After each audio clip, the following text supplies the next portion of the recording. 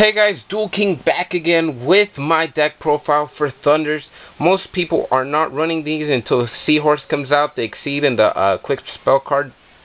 But I've been testing them out so far, and right now my deck is pretty much undefeated. I have not played a Dino Rabbit or a Chaos Dragon kind of build, but I have played some weird crazy build, Chaos build. I played 6 Sams, I played Chronomalies, I've played other Gearjas styles, and just a bunch of fun creative test decks, and some decks at my locals, and I'm pretty much undefeated. I have not lost a match yet, so I kind of want to share my build with you guys. Like, comment, subscribe if you want to see more. Also if you want to see my Gearja deck profile here in this week, so for that. And let me get to it. I'm only going to go over the main deck and the extra deck, and some cards that might help your side, or a little bit of strategy. So let's get into it. First off, probably the most important card, Maw Hunter. Run 3. What its effect does is, once per turn, you can normal summon one level 4 Light Thunder monster from your hand, except Maw Hunter, as an additional normal summon. Paw Hunter does the exact same thing. So if you draw one Maw Hunter, you can summon a Paw Hunter, I guess you could say, and then summon. If you draw this, let's say you draw this, summon Paw summons Maw, and Maw summons Paw. So that's really good. Gets you an instant an instant Shockmaster, and that gets under Pot of Duality, so you can normal summon again. It gets you under a lot of things and can help you get out a Thunder King Raiho without any backdraw. And now you have 3 monsters, 2 monsters and a Raiho, usually, is what it ends up being. So that's really good. Sis Hunter, it does, when this card is normal summon, target 1 level 4 Light Thunder with 1600 or less attack in your graveyard, except his Thunder, and banish that target. At the end of the phase of the turn, add it to your hand. So he refuels your Paw Hunters and Maw Hunters, but it does not get Thunder King, but you can tech in some fun cards to get those out back. But this card is really good because it gets you going through your your big Exceed monsters again. I run 2 Thunder Kings. So right now I'm running 2, but you can run the 3rd. I recently took it out. It does, drawing into more than one kind of kills your draws. So I run 2 Thunder Kings, and it lets you get under, or use your Pot of Duality first, and then you get under monster effects that you can't special summon and stuff. So you get a Maw and a Paw and a Thunder King, and you're set pretty much. Next we have 2 Photon Thrashers. This starts off the summoning. You special summon him, summon Maw, summon Paw, and then you can even summon a Thunder King. I've done it a couple times where I have summoned 4 or 5 monsters at a time, Exceed twice into like a Kochi or Utopia, set a Solemn Warning or a Solemn Judgment, your move.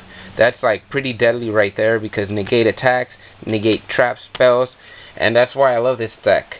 Finally, for now we have 1 Honest. Obviously we know what Honest is there for.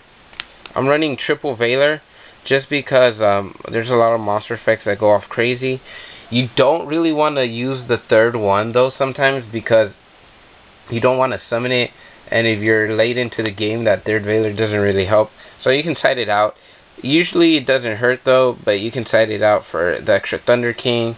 You can just whatever you prefer for now. For the darks we have Sangan. This is a Chaos build, guys. Sangan, search out pretty much any of your Thunders or your Tour Guides. Gores is always necessary in any deck. 2 Tour Guides. This is according to the September 2012 ban list, so 2 Tour Guides is really key in drawing out your other guides, or your Spirit Reaper, your Sangan, I mean. Finally we got Spirit Reaper. Spirit Reaper is really good because this deck is pretty much stun, and it negates so many things that Spirit Reaper just stops and then lets you go off a little bit. They destroy it, and guess what? I summon BLS. So that rounds off the monster count. So far the monsters are pretty negatey, and I'll show you why here in a little bit. Spells, 2 Duality, could only run 2 in the new format. but you know, that's it. You can summon the Thunders, keep using their effects. This is why I love it, because you can get under duality and stuff. 2 MSTs for the 1-ofs, Book, Dark Hole, Heavy Storm, and Monster Reborn.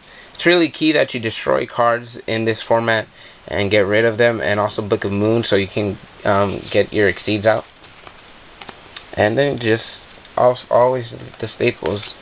The Solemn Brigade, you really need the Solemn Brigade in this deck, because it is negating and like stunning is the heart of this deck. It may not be like a TG stun deck, but it does negate quite a bit, and that is why we're running 2 Fiendish Chains as well. Stop monster effects and just let you go off yourself.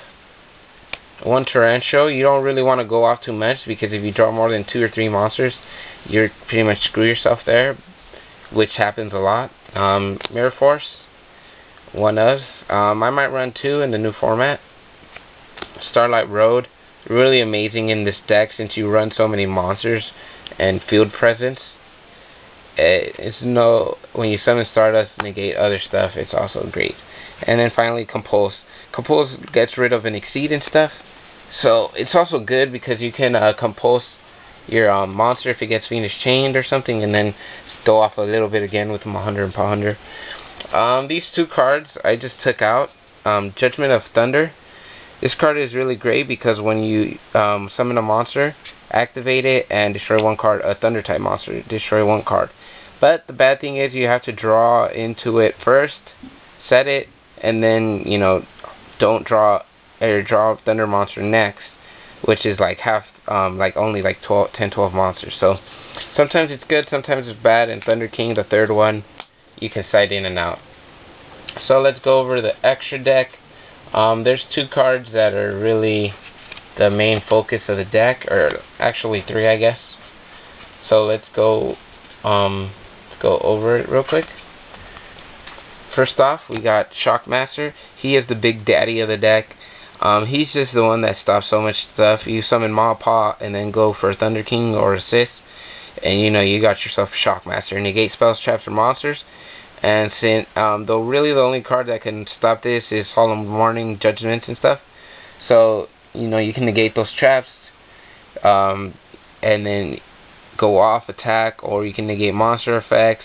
So goodbye to your Tyrus. I'm gonna beat it down, or I'm gonna Soul Taker it. It's just a lot of great combos you could do with Soul Taker Shockmaster.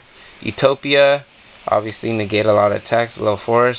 Thunder Spark is really handy sometimes, because if you find yourself down, Maw Assist, Thunder Spark, destroy your monster's attack for 24.